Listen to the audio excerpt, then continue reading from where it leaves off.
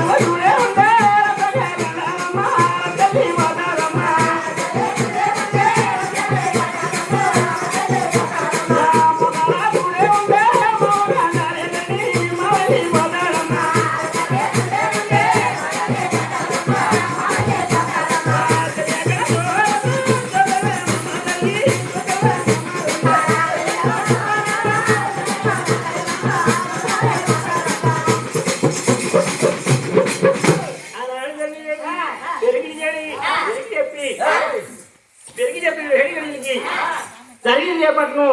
ఉగ్రదేవి ఇలా బయలుదేరమైందా ఆ ఉగ్రదేవి బయలుదేరింది జరిగిదేవికి వెళ్ళి జరిగిదేవి వచ్చి ఉగ్రదేవిని ఇలా వాదనంటున్నా అమ్మ వదిలి రామవదన పురమ్మాదేవి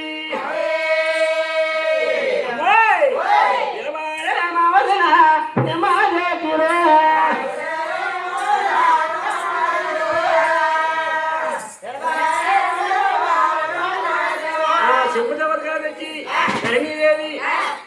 ఎప్పుడైతే ఉగ్రదేవిని ఇలా చెంపుతే బతకాలు ఇలా దేవి బట్టి శుభ్రంగా పాలు కడిగి కన్యాదానం చేసి తెల్లగా ఇంట్లో తీసుకెళ్ళి ఉగ్రదేవిని కుర్చీ వేసి కూర్చోబెట్టి శ్రీనివాస వాడికి పద్మావతికి ఇలా మాట్లాడుకున్నారు ఓ శ్రీనివాస పద్మావతికి శ్రీనివాసుడికి